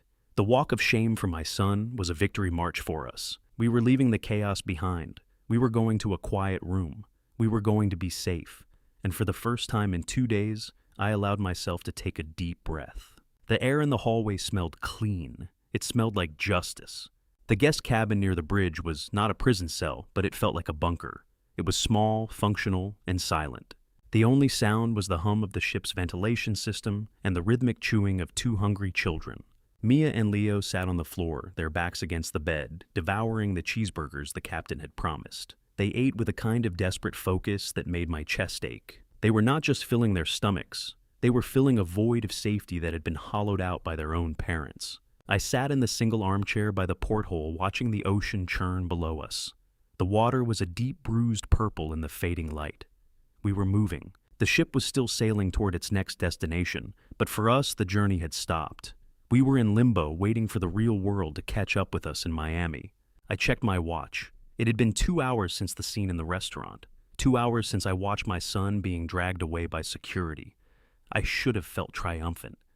I had completed the mission. I had secured the targets, but all I felt was a heavy, cold exhaustion. It is a specific kind of fatigue that comes from realizing your entire legacy. The bloodline you worked so hard to protect has curdled into something unrecognizable. There was a soft knock on the door. I stiffened. I expected the captain or maybe a steward collecting the plates. "Stay there," I told the kids. I walked to the door and opened it just a crack. It was not a steward. It was Brett. He looked terrible. His floral shirt was torn at the shoulder, probably from the struggle with security. His face was blotchy and swollen. He was not wearing handcuffs, which surprised me. Standing behind him was a young security guard who looked uncomfortable, shifting his weight from foot to foot. I told him I needed to give you Leo's asthma inhaler, Brett whispered. He would not look me in the eye. He looked at the door frame. Please, Dad, just 5 minutes. I looked at the guard. He has 5 minutes, sir, the guard said, checking his watch. Captain's orders are strict confinement, but Mr. Hawthorne insisted it was a medical emergency for the boy. I knew Leo did not have asthma. He never had. It was another lie, another manipulation. Brett was using a fake medical condition to buy time, just like he used fake love to buy validation. And I stepped back and opened the door wide enough for him to slip in. Make it quick, I said. Brett stepped inside. The moment the door clicked shut, the mask fell. He did not look for Leo. He did not ask about the inhaler. He did not even look at the children eating on the floor. He turned to me and grabbed my arm. His hands were clammy. You have to drop the charges, he hissed. His voice was a frantic, desperate rattle. You have to tell the captain it was a misunderstanding. You have to tell them you overreacted. I pulled my arm away as if he were burning me. Is that why you are here? I asked, my voice low, so the kids would not hear the worst of it. To ask me to lie for you again? Dad, listen to me. Brett ran a hand through his messy hair. You do not understand what is at stake, the bank. If I get charged with a felony, if there is a police record involving fraud or child neglect, I lose my license. I lose the branch. I lose everything. I stared at him. I waited for the part where he asked about Mia. I waited for the part where he asked if his daughter was okay, after being locked in a dark house for 48 hours. It did not come. You are worried about the bank, I said. I am worried about our lives, Brett pleaded. His eyes were wide and manic. We have a mortgage. We have car payments. Courtney, she is going to leave me if the money stops. She told me. She said she cannot be with a loser. You are destroying my marriage, Dad. I looked at him, and for the first time in my life, I did not see my son. I saw a stranger. I saw a weak, pathetic man who had built a castle on a foundation of sand and was now blaming the tide for coming in. I am not destroying your marriage, Brett, I said, stepping into his personal space, forcing him to back up against the small desk. You destroyed it the moment you let that woman put a chain on your refrigerator. You destroyed it the moment you forged my signature to steal from a child. It was a loan, Brett cried. I was going to pay it back. I just needed to double it. There was this crypto tip, no, te freques estao, anebro. Stop. I held up a hand. Just stop. I walked over to the kids. Leo had stopped eating. He was watching his father with a look of profound disappointment. It is a look no parent should ever have to see on their child's face. It is the look of a hero dying. Brett finally noticed them. He tried to compose himself. He put on a shaky smile. Hey, buddy, he said to Leo. Hey, Mia. Mia shrank back against the bed, pulling her knees to her chest. She hid her face behind the teddy bear. She did not want to see him. Leo just stared. Do you have my inhaler, Dad? Leo asked. His voice was flat. Brett blinked. What? You told the guard you had my inhaler, Leo said. But I do not have asthma. So that was a lie, right? Just like the training camp was a lie. Brett's mouth opened and closed. He looked at me for help. He wanted me to smooth it over. He wanted me to tell the lie for him. I stayed silent. Dad, Brett turned back to me, his voice cracking. Please, I am your son. Doesn't that mean anything? You always taught me that family sticks together. You said we protect our own. I did teach you that, I said. I taught you that a man protects his family, but you are not the protector, Brett. You are the threat. I walked to the porthole and looked out at the darkness again. Do you know what I found in the fridge? I asked without turning around. Brett did not answer. I found steak. I found shrimp. I found a cake that said, Happy Vacation. I turned to face him. You locked a hungry child in a house with a cake she could see but could not touch. That is not just neglect, Brett. That is torture. That is something a sadist does. It was Courtney, Brett blubbered. She has this thing about weight. She says Mia is getting heavy. She says, You are a coward. I cut him off.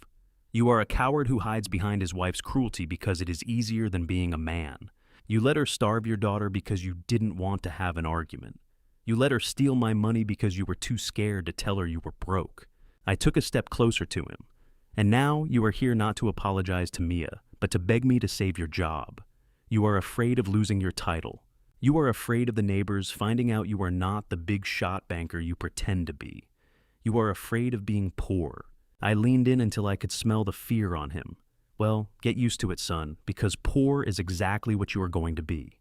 Brett's face crumbled. He fell to his knees. He actually knelt on the carpet of the cabin, grasping at my pants leg. Dad, please. I will do anything. I will go to therapy. I will pay you back. Just don't let them file the charges. Tell the captain it was a mistake. Tell him I am a good father. I looked down at him. I remembered the day he was born. I remembered holding him in the hospital parking lot, promising to keep him safe. I realized now that keeping him safe had been my biggest mistake. I had shielded him from consequences his whole life. I had bailed him out of bad grades, bad debts, and bad decisions. I had created this monster by refusing to let him fail. I pulled my leg away. Stand up, I commanded. He stood up sniffling, wiping his nose on his sleeve. I am not going to save you this time. Brett, I said. I am done. The bank is going to know. The police are going to know. And the world is going to know. You are going to lose the house. You are going to lose the cars. You are going to lose Courtney because sharks do not stick around when the blood is in the water. But you will gain something. I pointed to the door. You will gain the truth. For the first time in your life, you are going to face the reality of who you are. Brett looked at me with hatred now. The begging was gone, replaced by the ugly spite of a spoiled child denied a toy. You are enjoying this, he spat. You always wanted me to fail. You never thought I was good enough. You with your medals and your war stories, you judge everyone. You think you are God. No, I said calmly. I am just a logistics officer, and I am clearing out the dead weight. The knock came at the door. Time is up, the guard called from the hallway. Brett stared at me for one last second. His eyes were full of venom. I hope you rot, he whispered. He turned and walked out.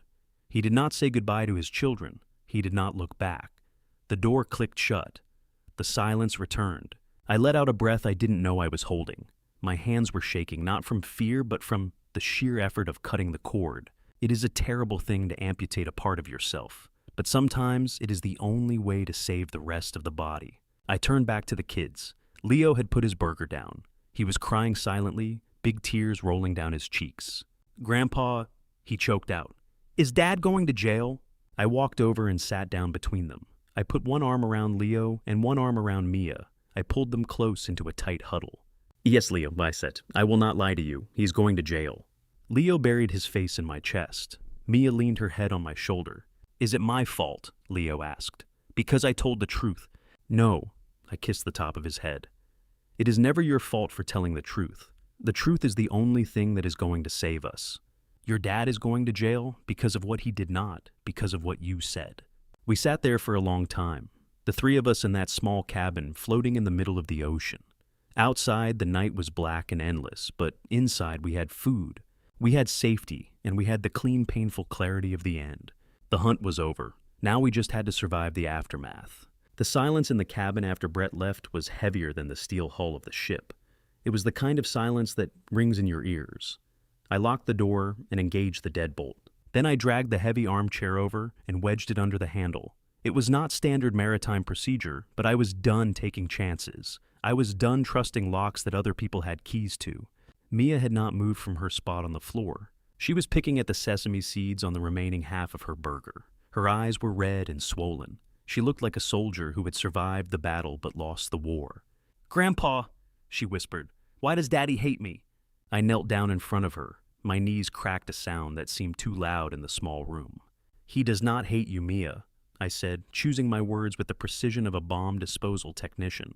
He hates himself, and people who hate themselves are dangerous because they try to break everyone around them so they do not have to feel small alone.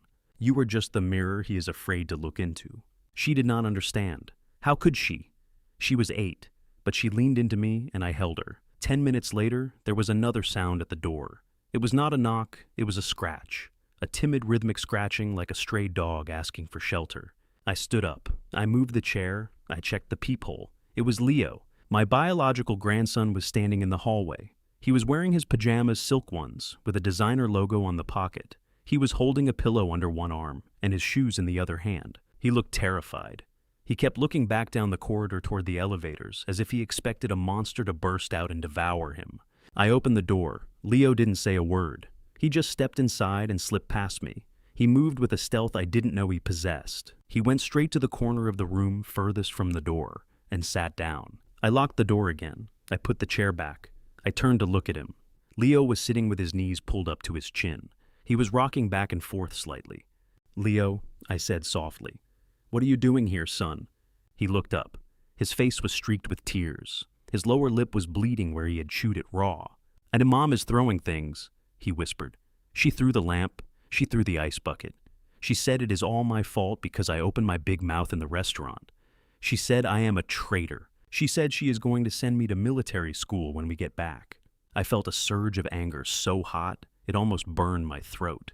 Courtney was taking her humiliation out on a 10-year-old boy. She was punishing him for having the moral compass she lacked. "You are not a traitor, Leo," I said, walking over to him. "You are the bravest person on this ship." Leo shook his head violently. "No, I am not. I am a liar. I am just like them." He looked across the room at Mia. Mia was watching him warily, hugging her teddy bear. The distance between them on the carpet was only 5 feet, but it felt like an ocean. They had been raised in the same house but in 2 different worlds. Leo the prince and Mia the servant. Leo took a deep breath. He reached into his pajama pocket. He pulled out something small and wrapped in a napkin.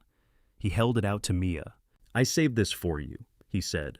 "From dinner before Grandpa came." Mia hesitated. She looked at me. I nodded. She crawled forward and took the napkin. She opened it.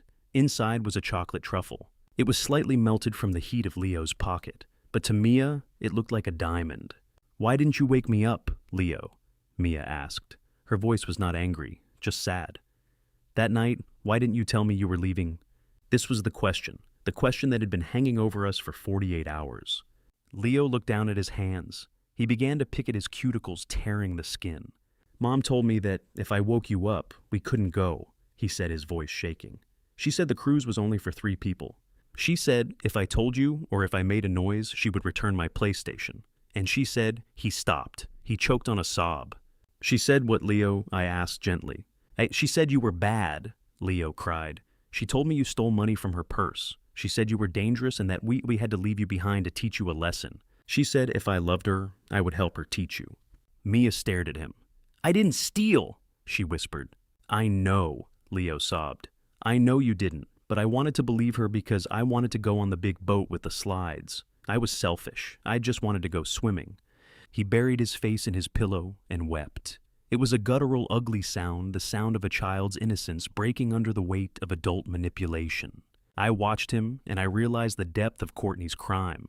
She hadn't just neglected Mia. She had weaponized Leo. She had turned him into an accomplice against his will. She had bought his silence with toys and poisoned his mind with lies, forcing him to choose between his sister and his mother's love.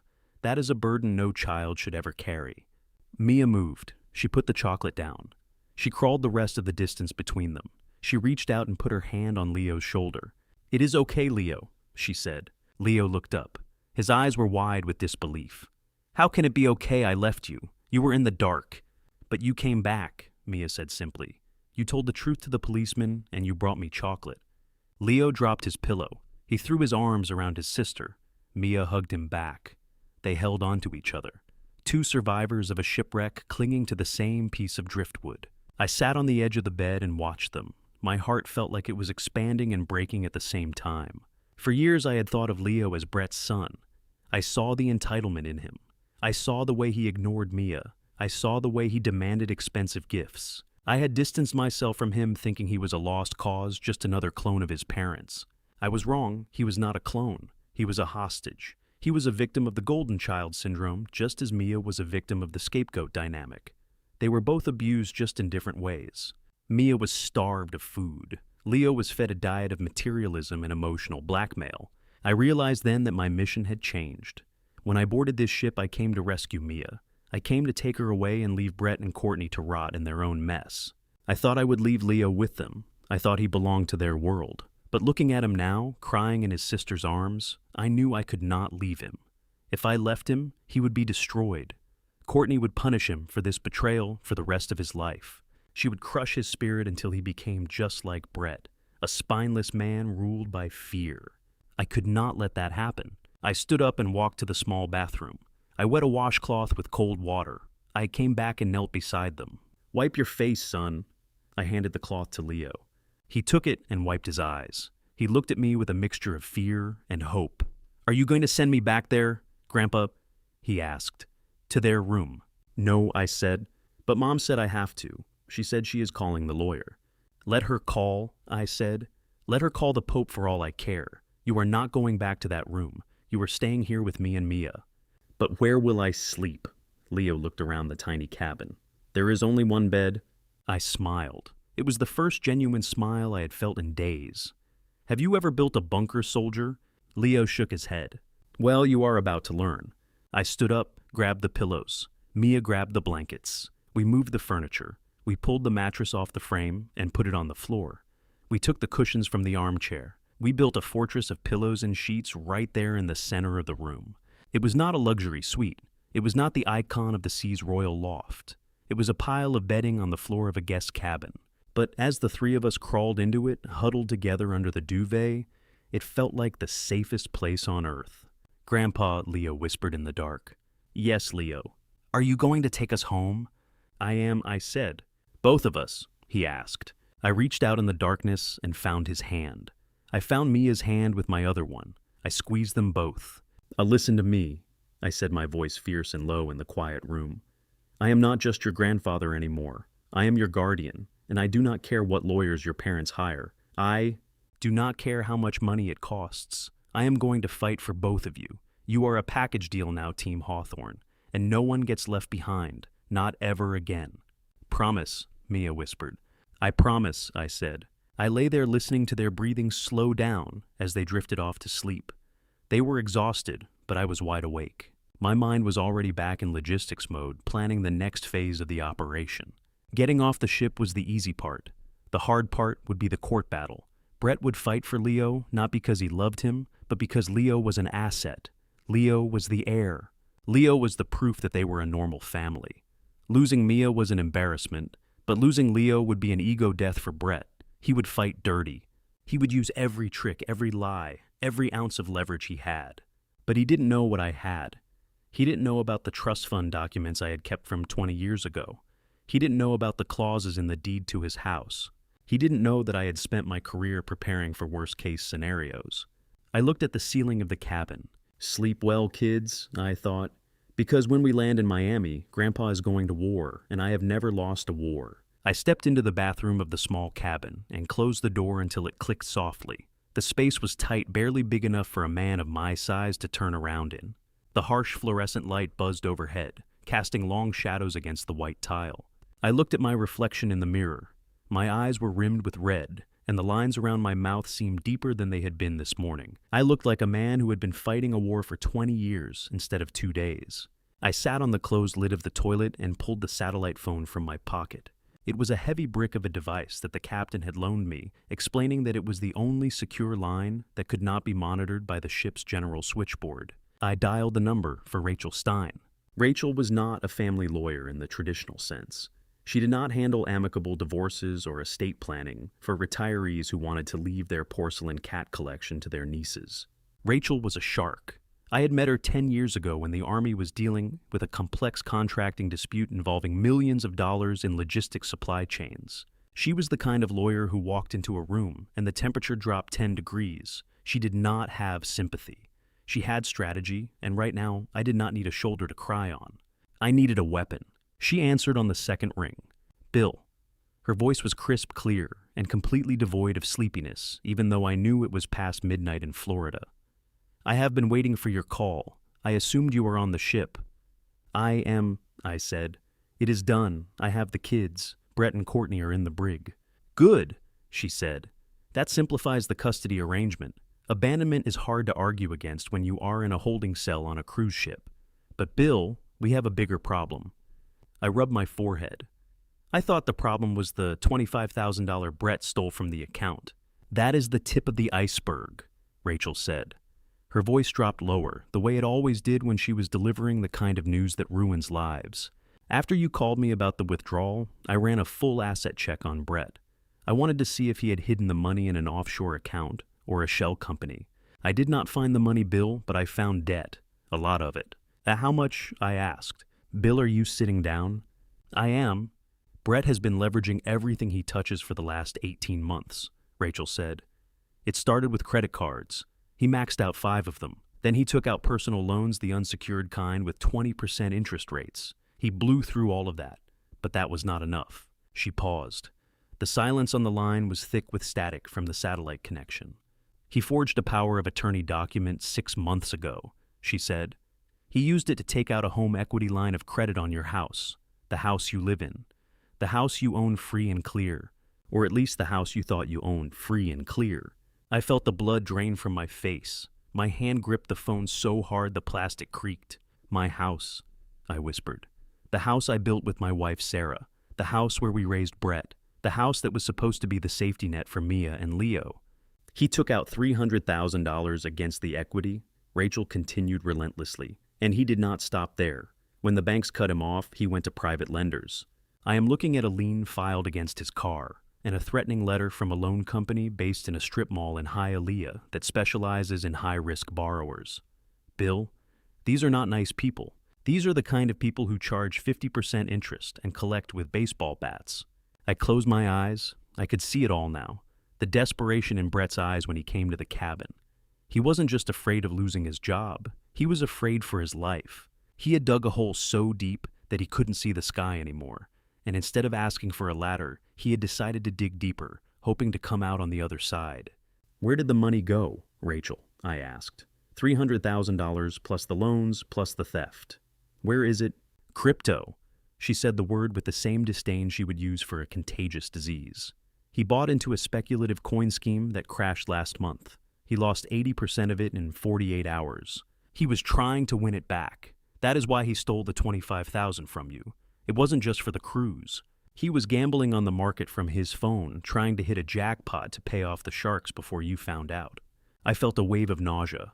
It was the sickness of realization. My son was not just a bad father. He was a financial suicide bomber. He had strapped a vest of debt to our entire family and pulled the pin. What does this mean for the house? I asked. It means the bank is going to foreclose, Rachel said. The payments on the equity line have not been made in 3 months. They are preparing the notice of default as we speak. If we do nothing, you will lose the house. You will lose the land. You will be on the street in 60 days. I sat there in the cold, white bathroom, listening to the hum of the ventilation fan. 60 days. I was 68 years old. I had a pension and some savings, but I could not buy a new house in this market, and I certainly couldn't raise 2 traumatized children in a 1-bedroom rental apartment. Brett had not just abandoned his children for a vacation. He had stolen their home. What are my options? I asked. Rachel took a breath. This is where it gets ugly, Bill. You have 2 choices. Choice A is you accept the debt. You try to pay it off. You liquidate your retirement savings. You sell your truck. You maybe sell the land to pay the bank. You save Brett from criminal charges, but you bankrupt yourself and the children's future. And choice B. I asked, knowing the answer before she gave it. Like choice B is the nuclear option, Rachel said. We claim fraud. We go to the police and the bank and we file a sworn affidavit that you did not sign that power of attorney. We prove that Brett forged your signature. If we do that, the bank has to eat the loss. The debt becomes invalid because it was acquired through criminal identity theft. You keep the house. You keep your savings. But Brett goes to prison, I said. Yes, Rachel said. And not for a weekend. We are talking about bank fraud, wire fraud, and identity theft involving a senior citizen. That is a federal crime with mandatory minimum sentencing. He is looking at 10 years, Bill maybe 15. 10 years, my son. I looked at the bathroom door. Beyond it, my grandchildren were sleeping in a fort made of pillows. They had finally found a moment of peace. They believed I could protect them. They believed Grandpa could fix anything. If I chose option A, if I tried to save Brett, I would be breaking my promise to them. I would be throwing away the resources I needed to send them to college, to feed them, to give them a stable home. I would be sacrificing the innocent to save the guilty. But if I chose option B, I would be the one putting the handcuffs on my own son. I would be the one testifying against him. I would be the one sending him to a cage for a decade. Bill, Rachel's voice cut through my thoughts. I need to know what you want to do. The bank opens in 5 hours. If we are going to file the fraud claim, we need to do it before the foreclosure process advances. We need to strike first.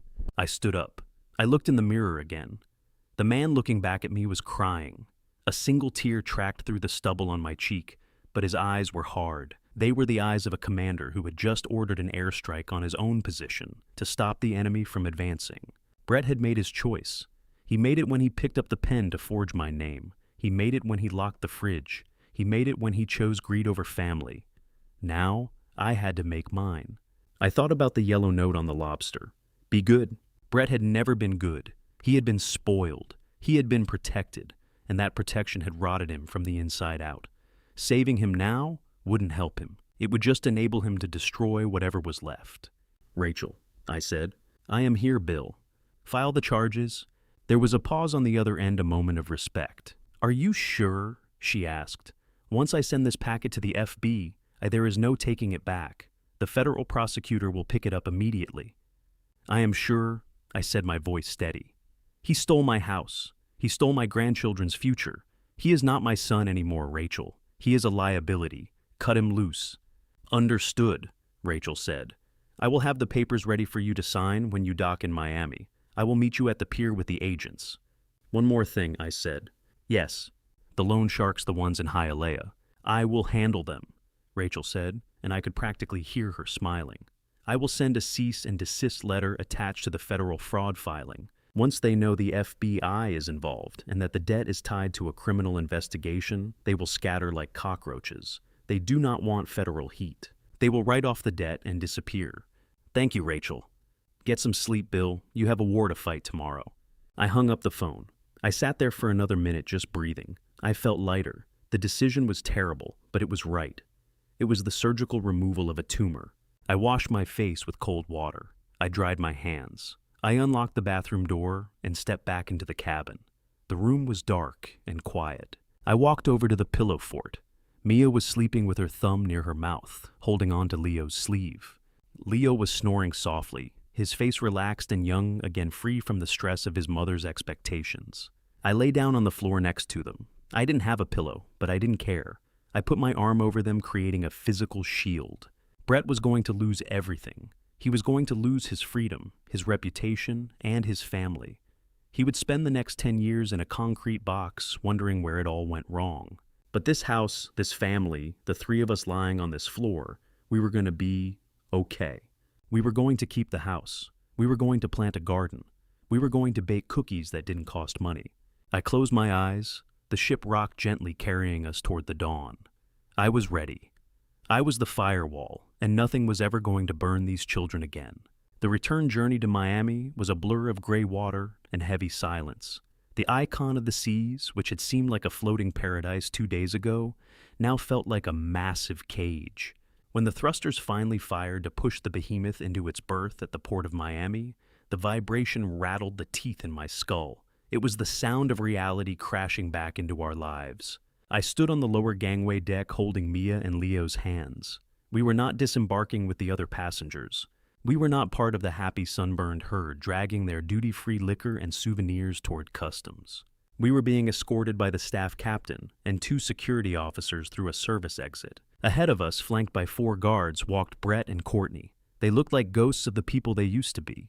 Brett's floral shirt was wrinkled and stained with sweat. He walked with his head down, staring at his expensive loafers, as if they were the only things keeping him tethered to the earth. Courtney, however, was still trying to maintain an illusion. She had reapplied her makeup. She had brushed her hair. She walked with her chin up, looking straight ahead, refusing to acknowledge the guards holding her arms. She was marching toward her doom, with the arrogance of someone who still believed she could speak to a manager and have the charges removed. We stepped off the metal ramp and onto the concrete of the pier. The heat of Florida hit us instantly. It was humid, sticky, and smelled of diesel fuel and ocean salt. But unlike the heat in Nassau, which felt like a vacation, this heat felt like an interrogation room. Waiting for us at the bottom of the ramp were not taxi drivers or tour guides. There were 3 black SUVs with government plates. Standing beside them were 4 officers in tactical vests, with FBI printed in bold yellow letters on their backs, and 2 uniformed Miami-Dade police officers. And standing right in front of them, looking like a statue carved from ice and granite, was Rachel Stein, my lawyer. She held a thick manila folder in her hands. She didn't smile when she saw me. She simply nodded a sharp professional acknowledgement that the package had been delivered. The ship's security team stopped at the bottom of the ramp. They handed paperwork to the lead FBI agent, a tall man with sunglasses and a jawline that looked like it could chew through steel. Brett stopped walking. He looked at the cars. He looked at the guns on the officers' hips. The reality of the situation finally pierced through his denial. His knees buckled slightly and the guard had to hold him up. Courtney, however, stopped and let out a scoff of disbelief. "Is this necessary?" she demanded, her voice shrill and loud, echoing off the metal hull of the ship. "All this drama for a family misunderstanding. Do you know how much taxes we pay? We are platinum members with this cruise line." The lead FBI agent stepped forward. He did not remove his sunglasses. "Courtney Hawthorne?" he asked.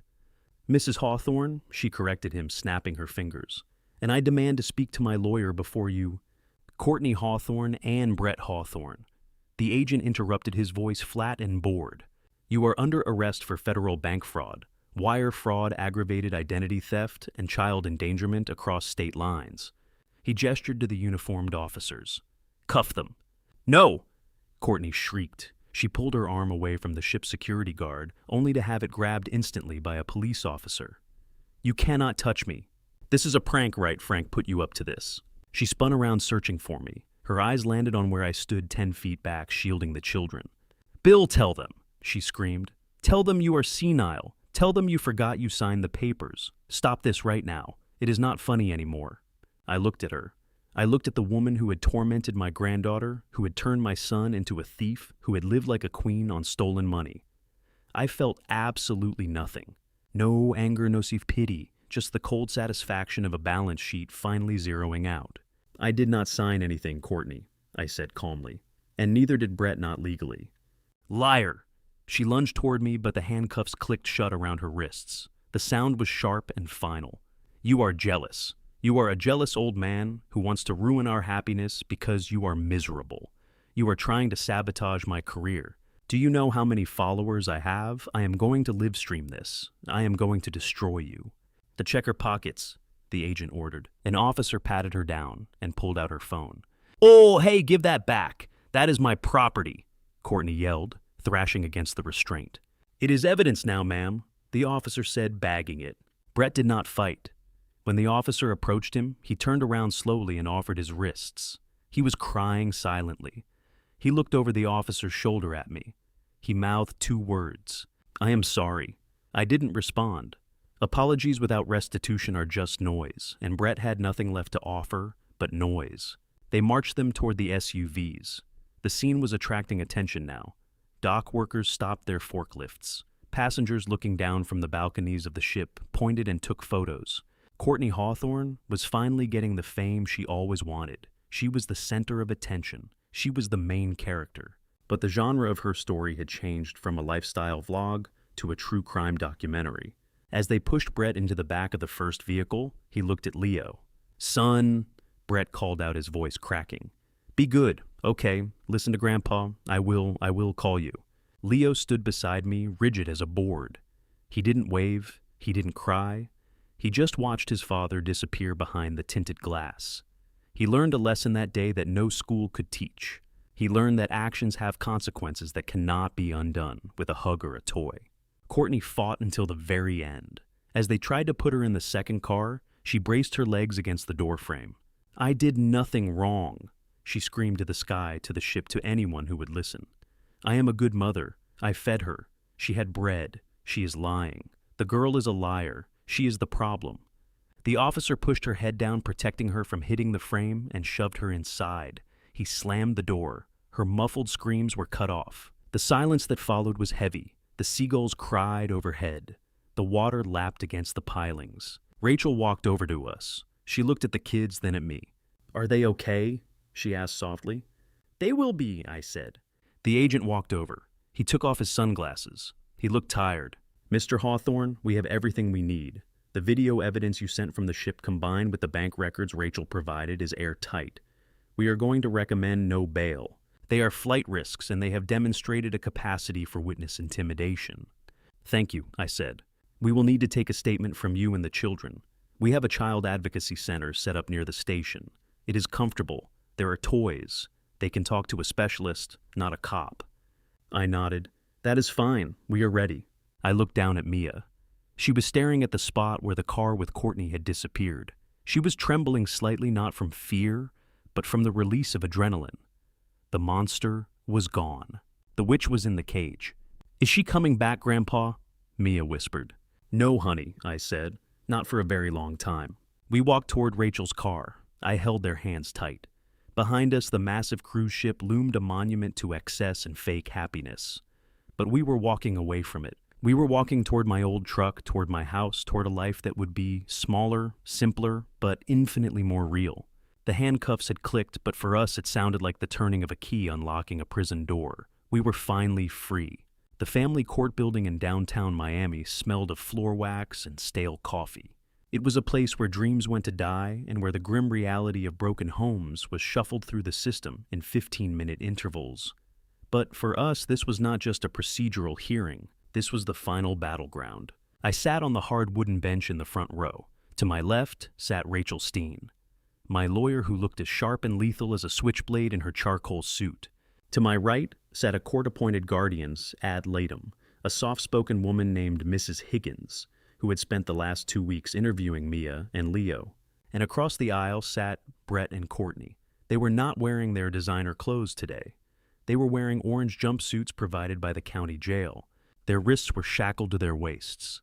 The transformation was startling. Without his expensive watch and his floral shirts, Brett looked small. He looked like a child playing dress-up in a convict's costume. Courtney looked worse. Her roots were showing, her makeup was gone, and her face was a mask of sullen rage. She kept glancing at the back of the courtroom, where the press was banned from entering, hoping for an audience that wasn't there. "All rise!" the bailiff shouted. Judge Ellen Vance swept into the room. She was a woman in her 60s with eyes that had seen every variation of human cruelty imaginable. She did not look at the lawyers. She looked straight at the defendants. "Be seated," she commanded. "We are here to determine the permanent custody arrangement for Leo Hawthorne and Mia Hawthorne. We are also here to address the petition for the termination of parental rights filed by Mr. William Hawthorne." Brett's public defender stood up. He was a young man with a cheap suit and a nervous twitch. He looked like he knew he was bringing a knife to a nuclear war. "Your Honor," he began, his voice wavering slightly. "My clients acknowledge that mistakes were made. However, they argue that termination of rights is too severe. They are willing to undergo counseling. They are willing to take parenting classes. They love their children, and they believe that with time and rehabilitation..." Judge Vance held up a hand. The lawyer stopped mid-sentence. "Counselor," the judge said, "I have read the police report from the Port of Miami. I have seen the video footage of a chained refrigerator. I have read the psychological evaluation of the children. Do not waste my time with the word mistakes. This was not a mistake. This was a siege." She turned her gaze to Rachel. "Ms. Stein," the judge said, "you mentioned in your filing that there is additional financial evidence relevant to the children's welfare." Rachel stood up. She did not need notes. She knew the case by heart. "Yes, Your Honor. While the criminal charges regarding the bank fraud and the house are being handled in federal court, we have uncovered a specific financial crime that speaks directly to the defendant's fitness as parents." Rachel walked to the evidence table. She picked up a document sealed in a plastic sleeve.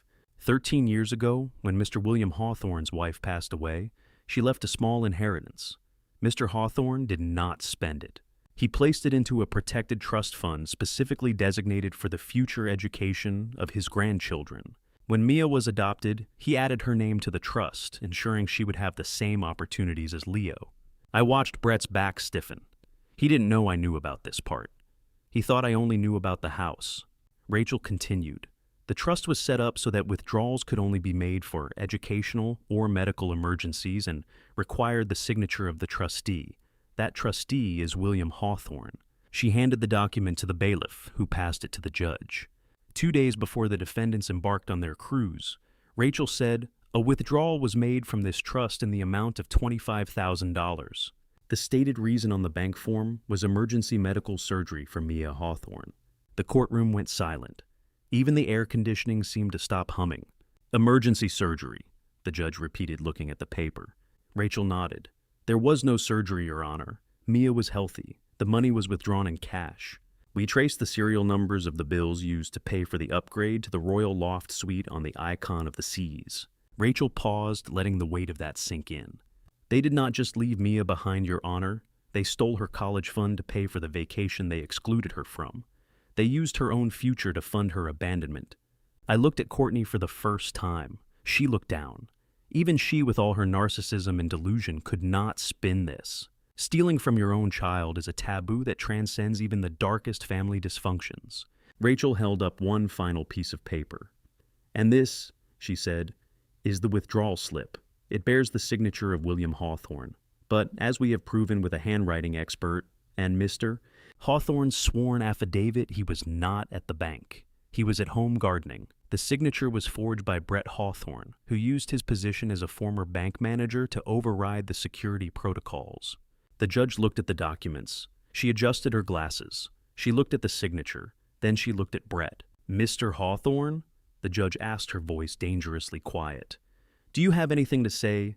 Brett stood up, his chains rattled against the table. He looked at me. He looked for the father who had saved him from high school bullies. He looked for the father who had paid his tuition. But that father was gone. In his place was the logistics officer who had just cut the supply line. Brett stammered. "I was going to put it back. When the crypto went up, I was going to put it all back plus interest." "So it is true," the judge said. "You gambled your daughter's education on internet coins." "It wasn't gambling," Brett cried, desperation creeping into his voice. "It was an investment. I did it for the family. I wanted them to have the best." "You did it for yourself," the judge snapped. She slammed the folder shut. The sound echoed like a gunshot. "I have heard enough." She picked up her gavel. She did not hesitate. She did not consult with her clerk. "In the matter of Hawthorne versus Hawthorne, the court finds that the defendants Brett and Courtney Hawthorne have demonstrated a gross and criminal disregard for the physical, emotional, and financial well-being of their children. The court finds them unfit in every definition of the word." She looked at me. "Mr. William Hawthorne is hereby granted full permanent legal and physical custody of Leo Hawthorne and Mia Hawthorne." She turned back to Brett and Courtney. "But furthermore," the judge continued, "I am granting the petition to terminate parental rights. You have forfeited the privilege of being parents. You will have no contact with these children until they are 18, and only then if they choose to find you, which, given what I have seen today, I highly doubt they will." "No!" Courtney screamed. She jumped up, knocking her chair over. "You cannot do this. They are my babies. I built my brand around them. You are ruining my image." "I'll bailiff remove them," the judge ordered without looking up. 2 deputies moved in. They grabbed Courtney by the arms. She was thrashing, screaming about her rights, screaming about her followers, screaming that it was all a conspiracy. Brett did not fight. He slumped in the arms of the officers, his legs dragging on the floor, a dead weight of shame and regret. I watched them go. I watched the heavy oak doors swing shut behind them. The silence that followed was not empty. It was full. It was full of relief. It was full of the promise of safety. The judge looked at me, her face softened. "Mr. Hawthorne," she said, "good luck. You have a lot of work ahead of you. Raising children at your age is not easy." I stood up. I buttoned my jacket. I felt stronger than I had in years. "I have done hard things before, Your Honor," I said. "This is not hard. This is necessary." We walked out of the courtroom. Rachel walked beside me, putting a hand on my shoulder. "It is over, Bill," she said. "They are gone. The federal trial for the fraud starts next month, but they will not be coming home. The house is safe. The kids are safe." I nodded. I walked to the window at the end of the hallway. I looked down at the street. I saw the transport van waiting to take Brett and Courtney back to jail. I thought about the $20,000 I had carried in my boot. I thought about the fear in Mia's eyes when she called me. I thought about Leo's tears in the cabin. It had cost me my son. It had cost me my peace of mind. It had cost me the illusion of a happy family.